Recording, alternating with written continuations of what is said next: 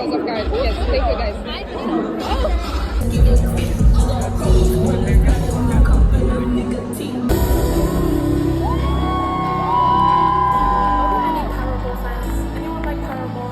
Let me see you fly. Hell yeah. Drink it up, drink it up. Sober girls around me, they be acting like they drunk. So fly like a G6, like a G6, like a G, like a G6, like a G6.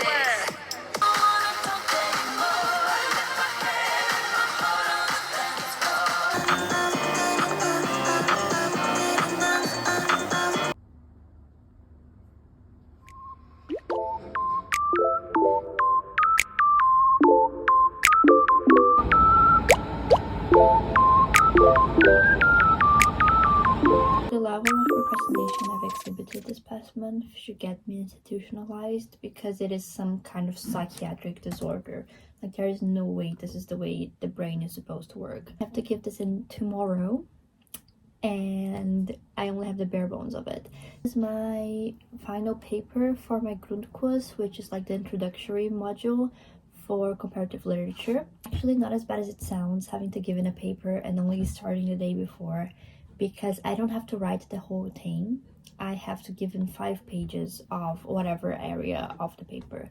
It's less that it's less that they're actually expecting a paper from me, like an article, and more that, like, because it's an introductory model, they just want to know that I got how to write like scientifically. While I did procrastinate actually writing it unforgivably, I did think a lot about it, and I did read all of the things that, like, all of the I'm sorry, the paper is in German, I'm speaking English, and so everything's confused in my brain. Also, I'm sick, that's why I sound like this. I woke up super weird. Settled on the theme very strongly. The theme is again, I'm looking at it in German and I'm speaking English. What's happening? But it's decapitation as patriarchal imagery in the fairy tale tradition as observed in Angela Carter's The Bloody Chamber. Basically about the image of decapitation as it is employed in the European fairy tale tradition to discuss and even reaffirm patriarchal ideas being discussed or defended in the text. I think I've talked about this before, but the good thing about being obsessive like me is that you always have a theme to kind of pull out of your hat to write for uni. And I've just been thinking about this already a lot. I wrote about decapitation for my art history. Wrote about decapitation for my art history paper. I wrote about the Judith Salome dichotomy, and this is kind of a more expanded version of that. Fascinated by this image of the severed head. It has such a long history. Humans are so obsessed with it, which is natural. I mean, it's the one body part that you can't be without. I guess you can't be without your torso, but then if the torso is removed, the head was removed. It's such like a deep instinctual human thing, this worry about decapitation, and it gains so many interesting associations in our current society when you think about the impact of the French Revolution in our idea of political messaging, of political rebellion, and how much that image of the severed head is associated with that. And then you have the Bible with Judith, Salome, and David, which are all different perspectives kind of on the power, on the empowerment of decapitation. Personal favorite maybe, like, association with decapitation is this idea of decapitation as disenchantment, which is so prevalent in so many folklores. We are so obsessed with this, the fear of losing our heads, that we kind of project that on supernatural beings. Really interested in, you know, bringing the Bloody Chamber into it. Always been fascinated by that part where she talks about being gifted this choker of rubies and describes it as an extraordinarily precious slit throat. It's an interesting image in the story that is so, like, clearly so intensely about the patriarchy of this woman's much older husband gifting her a slit throat, what it means as a woman to make ornaments out of your own suffering. At the end of the short story, spoiler alert, he actually tries to behead her, as he has, because the Bluebeard retelling killed all his previous wives, and just this, you know, like the cannibalism of the institution of marriage so clearly exemplified there, and the fact that she's saved by her mother, who shoots him. This, you know, archaic nobleman trying to reaffirm his power by beheading this girl with a sword, and in comes her mother and shoots him in the head, one bullet. But it's not decapitation, you know, it's a little different, it's more modern, and that's such a clear, not dichotomy, but like antagonism there. I just think it's that I'm not expressing myself properly. Hopefully I will express myself properly in the paper. 1:30, hopefully by 4 this will be done.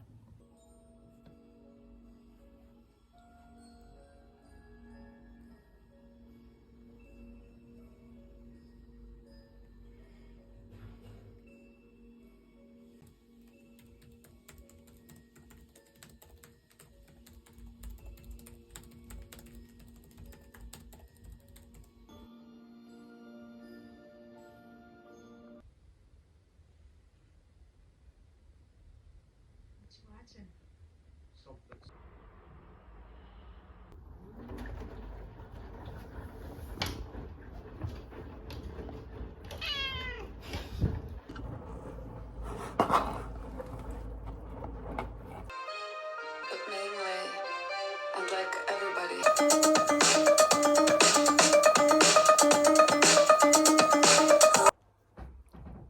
Okay, I need everyone's attention for what has just arrived for me.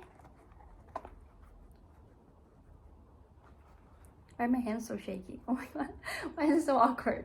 Well, look at them. I got them on Vinted for like 10 bucks. And I thought they were a size too big, but I was just gonna like deal with it. But actually, now that they're here, like they fit super well. The heel is the perfect size for me. It's satiny, it's pink. I love the kind of like square toe. This is exactly what I needed. I really don't buy that many clothes for myself. And when I do, they're always thrifted. But shoes are hard because, you know, thrifted shoes, sometimes that's a little iffy. And I have been like needing pink ballerinas or Mary Janes for so long. And when I say need, obviously I'm not gonna die if I don't get it. But I do think sometimes, like with clothes that you want, sometimes you learn to want them. You know, you see them online so much, and you just kind of convince yourself that you need them in your wardrobe. But these, I've just like for months been putting together outfits, and then I'm there and I'm like, fuck, I need a pink ballerina or Mary Jane with this outfit, and I don't have one. So it's something that I just like organically missed in my collection.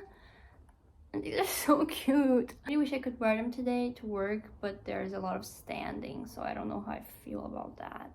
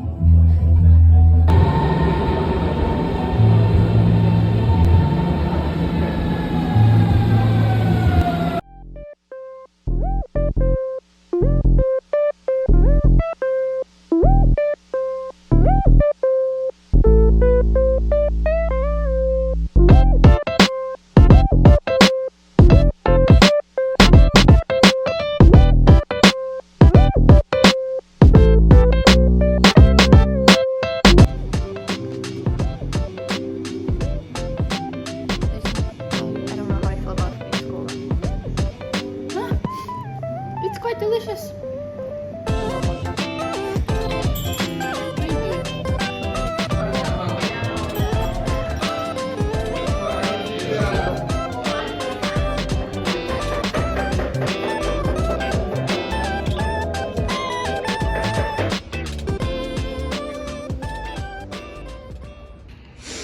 You're naked.